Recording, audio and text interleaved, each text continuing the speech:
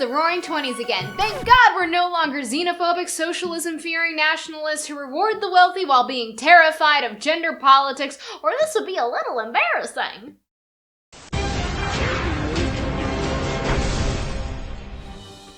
Morning! This is News to Me. I'm Dave Columbo. And I'm Laura High. We hope you had a great holiday, reading decade in review lists that only prove in the last 10 years our pop culture has changed more than our living wage ever will. And here's to all the photos in your news feed of people in flapper dresses. Yes, we get it, you're all very clever.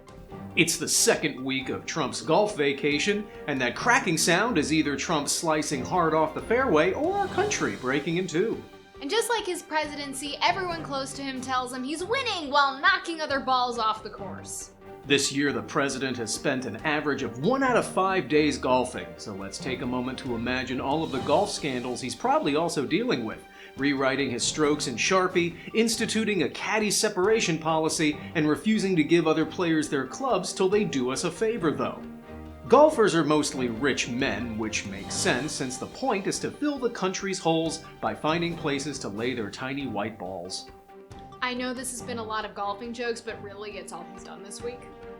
It's reported Rudy Giuliani was part of a shadow government takedown of the president of Venezuela, which must be fake news since Giuliani doesn't have a shadow.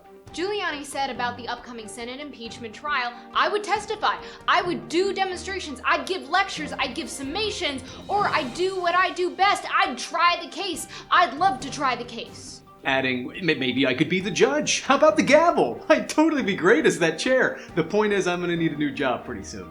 18% of Americans say President Trump is their most admired man of 2019.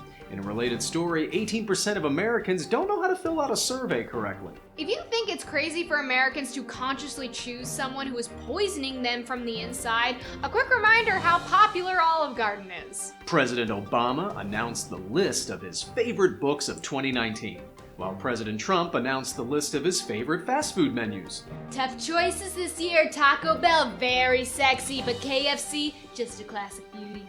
The Democratic candidates revealed their fundraising earnings for the year.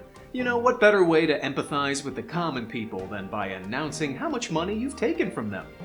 Guys, if you want to relate to millennials, you need to include the money your grandparents gave to you for Christmas. Ivanka Trump said immigration isn't in her portfolio. Her dismissal of the child separation policy is scary, but not as scary as realizing the Trump staff have portfolios? It's from her new fashion line for professionals, the new, oops, I don't know where the incriminating evidence is handbag. It's available at all your local stores. Ew. Something tells me there's nothing in Stephen Miller's portfolio besides toenail clippings and a half-empty bottle of Yoo-Hoo. The Pope slapped a woman's hand after she grabbed him, or as the Vatican reported it, the Pope spontaneously blessed a woman's hand very firmly. His guard saw this and did nothing. Man, like, how could that Vatican official see something so dangerous right in front of him and look the other way? The Pope apologized. Wait, wasn't he supposed to be infallible? That's half the fun of being the Pope. Even your screw-ups are ordained by God. Sharon Stone was kicked off Bumble when users suspected her account was fake. I don't know, Michael Douglas's character in Basic Instinct not knowing if he's about to have sex or get stabbed with an ice pick is a pretty solid metaphor for my experience online dating. Sharon, online dating is something you don't have to do, and you don't want to do. You're Sharon Stone. You don't need to join us in the dumpster fire that is online dating. And because you've actually tried to do online dating, now every Tom, Dick, and Harry will be claiming to be Tom Hanks, Chris Hemsworth, and Jessica Rabbit. And now a quick recap of some of our top stories of 2019.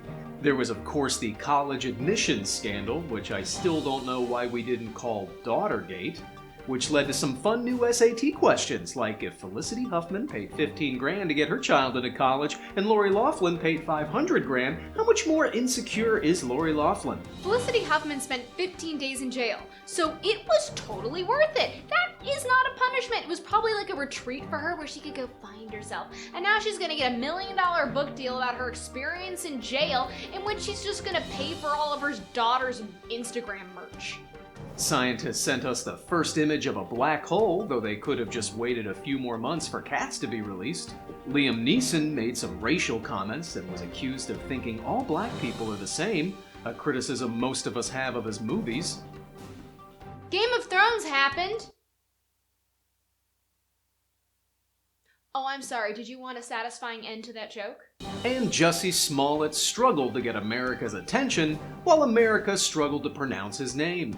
But to anybody having trouble, it's a tough one. Don't beat yourself up over it. That's it for News to Me. Please like and subscribe to our production company at Blunder Theory. Check out all of our content like the T-Spot and Are You My Daddy? I'm Laura High. And I'm Dave Columbo.